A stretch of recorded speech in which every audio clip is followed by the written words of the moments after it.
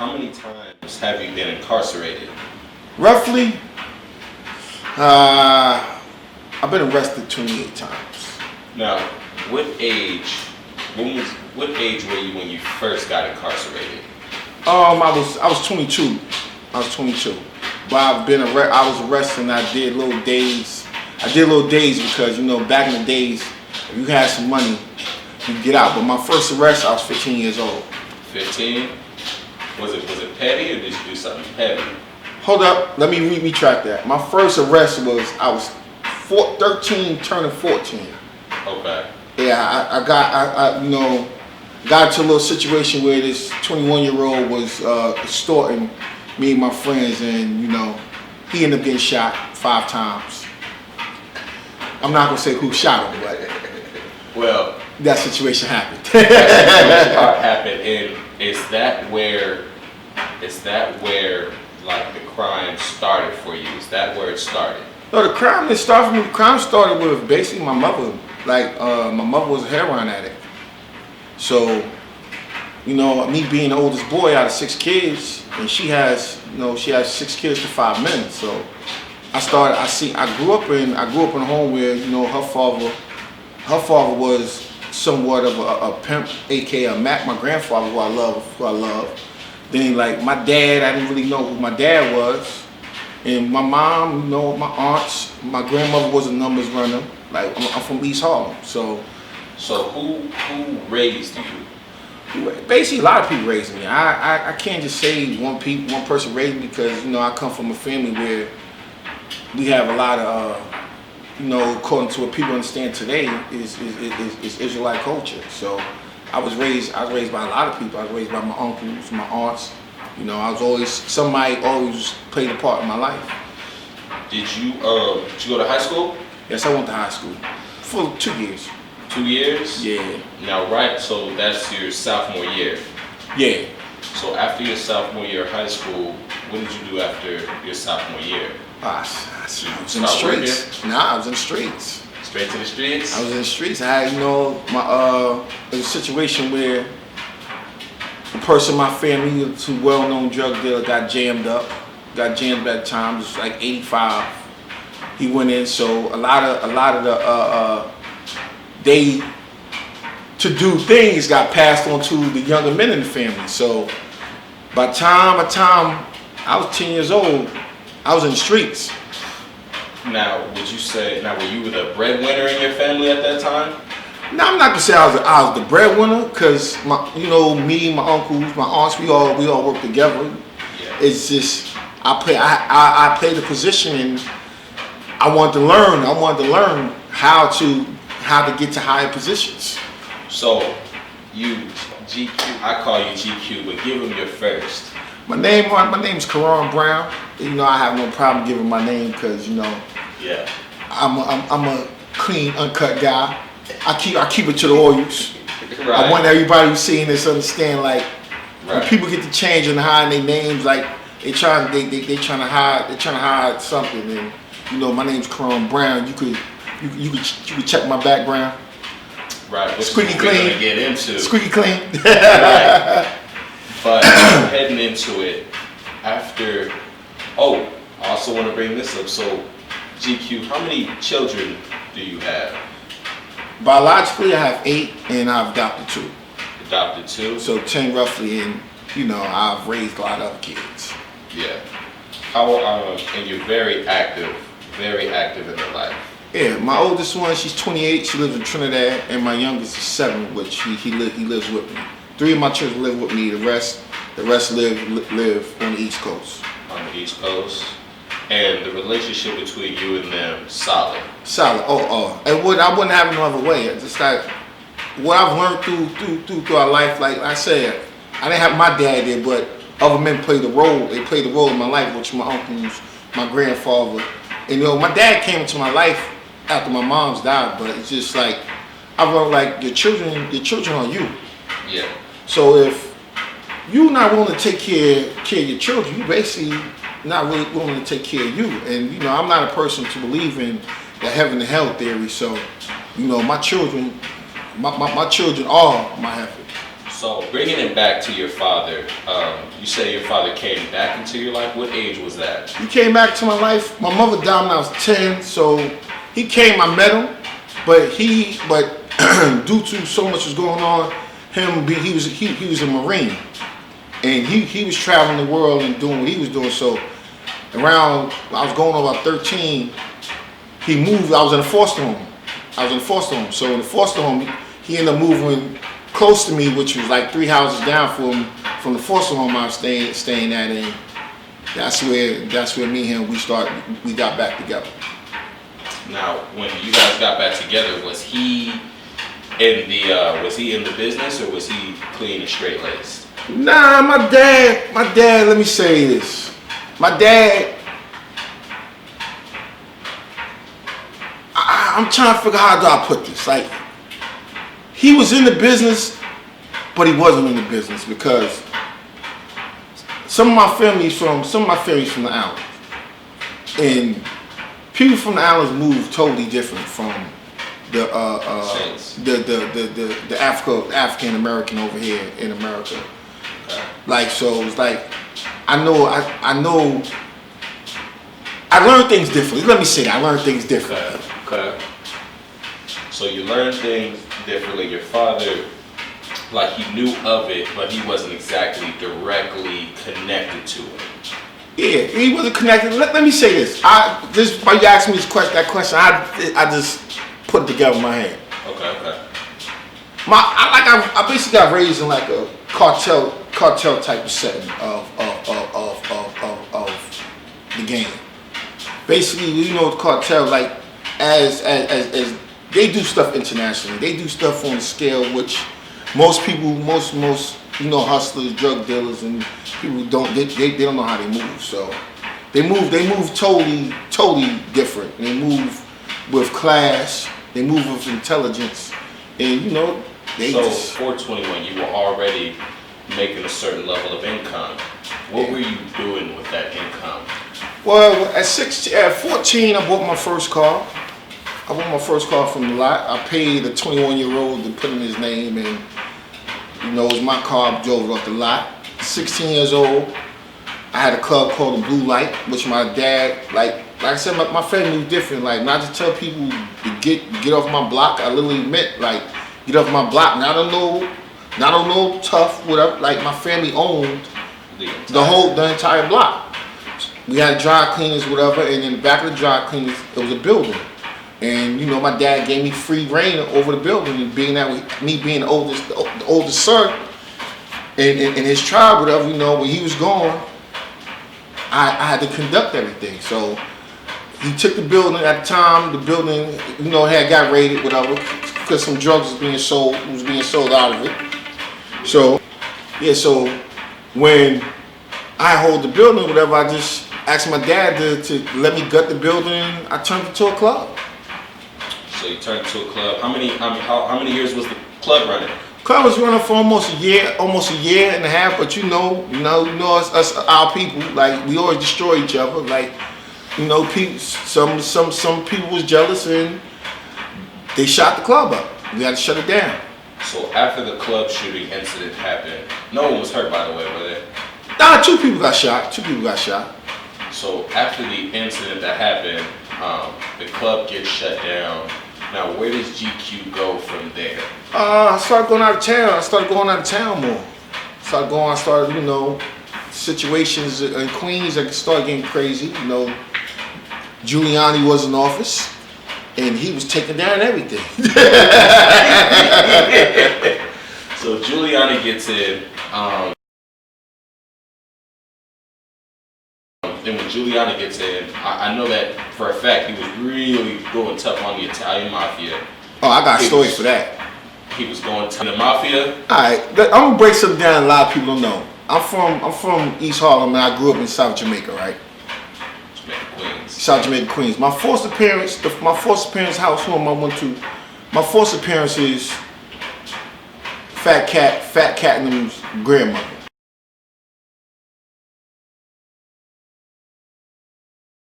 So I know that whole story. I'm not gonna get into the whole logistics of it, but You know, I grew up around that whole era. Like the cop Eddie Burns when he got killed, whatever. Me, and two of my friends while we was going to school, we was the one who seen it.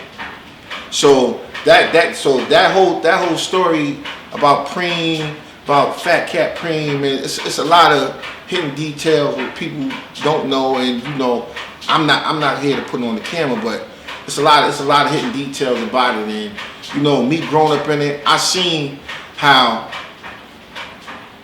Supreme, Fat Cat, and the men of that age, we had a situation where the Italians was on Liberty Avenue, so the Italians, the Portuguese, Carmine, like I'm cool with Carmine. I know John Gotti's daughter, Victoria. Shout out to Victoria. So you know, it's like I know the demographics between what was going on between us as men then to us as men now, because the Italians stayed on their side of Liberty, and from Liberty over going back to Lakewood, basically, you know, the blacks ran that side of town. So you basically had Queens, in a sense, cut into certain sections, certain subsections. Of course. And now, where was the black section? Where did that start and where did that end? See, the black section, it started, like I said, Liberty, going over to Lakewood. Yeah. That's a section. But then you have Ozone Park.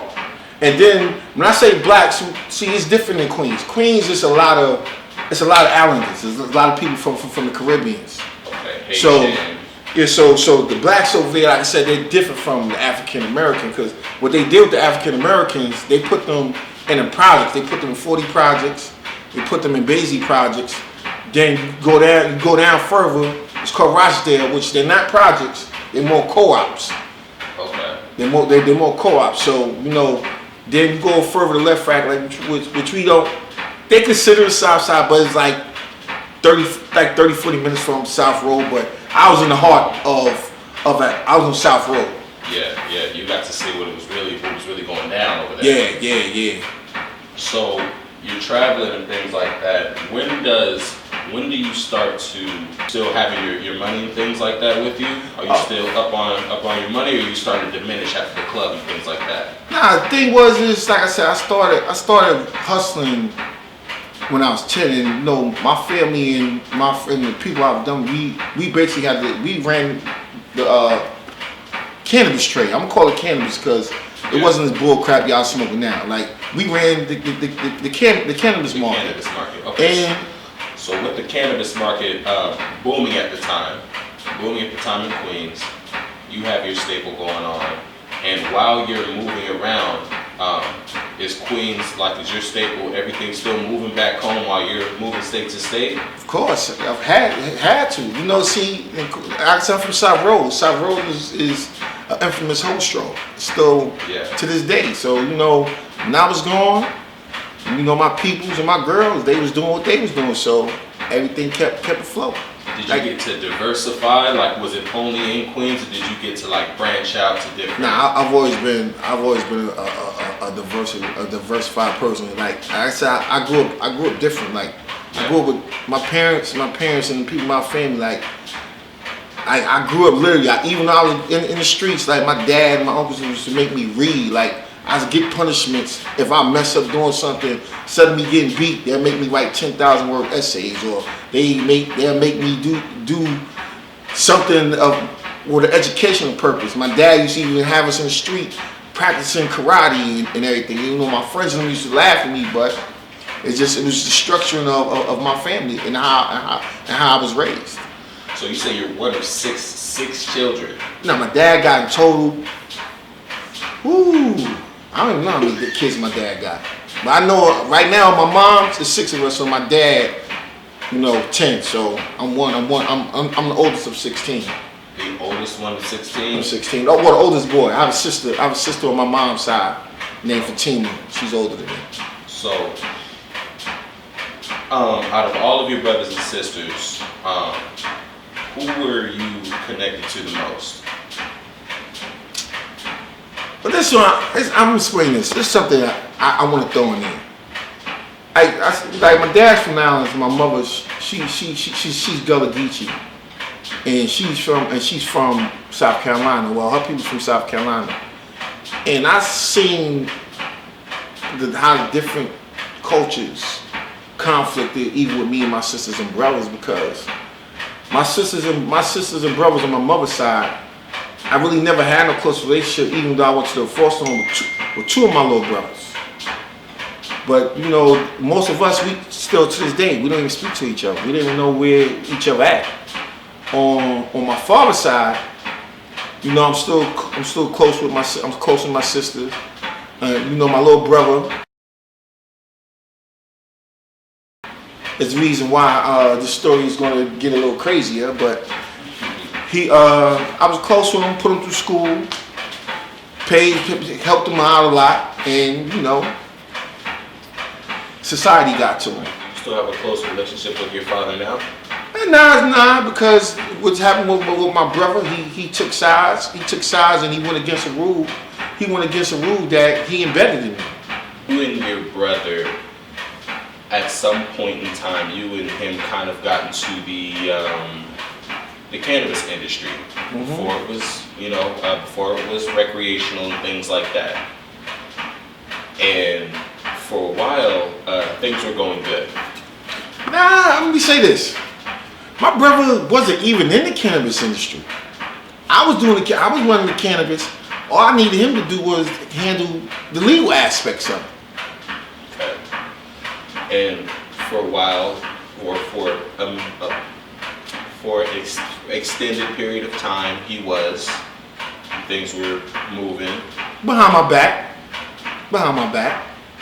When you say behind your back, like he was pocketing certain. No, what happened was, I moved to his little town. I ended up getting into his little town, Erie, PA, right? And in the process of me living in Erie, PA, I end up messing with a young lady. I ended up messing with a young lady who's my lady now. And the town, you know, again, our people I don't understand our people. Our people they just meet on some jealous stuff. But long story short, I was out of town, whatever. My lady was pregnant at the time. The dudes ran up in my crib, and I had over $500,000 in the crib at the time. So what I did was I said, you know what? Police came, whatever. It's like a bulb went off in my head. Like, why I keep money where I lay my head at when I can have my money 8-9 hours away, with safe with my little brother? Because you know, me and my little brother got different names because my dad got all these kids by different women. You know, there's a strategy to that, but we'll get into that later. But he basically was holding all my money and my kids' money. All the trades. So after you make a certain amount of income, you would take the money and basically he would be your personal bank. Yes. Assets. He would hold all of the assets and things like that. What was your first vehicle when you first started getting your money? My first vehicle I bought was a Honda Accord. No, I'm lying. My first vehicle, my dad gave me, I was 11 going on 12. I drove it once, but it was a Chrysler Corridor. But the first car I bought off the lot was a Honda Accord. And when did you realize, because I feel like everybody, when they're coming up, they have a realization point. At what point did you realize, yo, I'm making money, I'm the guy? When I should get up in the morning and didn't know what to do with my money. That's when I knew I had money. So when you had your money, you were telling me before, a little bit off camera, you were like, you know, starting businesses, you were opening up shops, basically pumping your money. It seemed like you were pumping your money back into the community. Yeah, see, us Islanders, what I loved about the Islanders, they had this thing called the Susu. Basically, this is where the money keeps rotating. We keep the money rotating amongst us. Unlike what I see today, where I see a lot of African Americans, like, they get their money to everybody else. Like, the money don't rotate, it don't rotate with them. So what I was doing was, instead of me putting my money into the institutions, I should give my money to my brother, to my family, and I should loan my money out to Islanders who's coming into America who wanted to make a way with us. You're tell me that. So how did that start up? You were like you were creating essentially a banking business at that point. You were loaning them a lump sum of money so that they can get started in America. How much would you charge on top of that money? I charge 5% to 10%, but see, it depends. It depends how long you was holding the money. If you was doing that 6 months, whatever, I was charging you 5%, but I was coming to each. Some people had a weekly thing where I was getting 5%. Some people I was doing 2 weeks, whatever. But each week, the 2 weeks, whatever, I would come get something, and you know, I learned that. I learned that from my grandfather. Now, never had any issues with financials, getting that money back or anything? Nah, you know, you always have issues with it, but at the same time, it's like people think it's always like it got to be a violence, but it's not. It's not really violence. It's not really about violence. It's about using your mind, because if you don't pay me now, you got to go deal with these white people and their institutions, and you got a bad name amongst the community. So now by you burning me, nobody in the community going to deal with you. True. You could really excommunicate yourself Yeah. really fast doing that. Yeah. Now, we're gonna bring it back to the situation with you and your brother. So you said that your brother was doing things behind your back. Yeah. At what point did you find out, like, because I feel like there has to be a realization point before everything pops off. There has to be a realization point where the trust starts to kind of fray a little bit. And I wanted to get to that point. When did you start to realize that he might, not even that you knew off the bat, he might be doing something behind my back? Man, it got thrown in my face. I was down VA one time. I'm down Richmond, Virginia, and you know, me and one of my friends, longtime friends, got into a heated conversation. And he was like, yeah, yo, I done made your brother and them $1 million. I done made y'all $1 million. And this is, and I'm looking at him like, what? Like, you made us $1 million. Like, nah, I'm looking at like, nigga, what? Like, nah, bro, you didn't make me no $1 million. Like, so he's like, what? Yeah, your little brother is this and that, and your cousin and them, and bringing stuff. I'm like, what? I was shocked. It killed me. It really killed me, because I know my little brother. He not cut like that. He ain't cut for this life. Entrapment basically is when the law enforcement agencies use a snitch,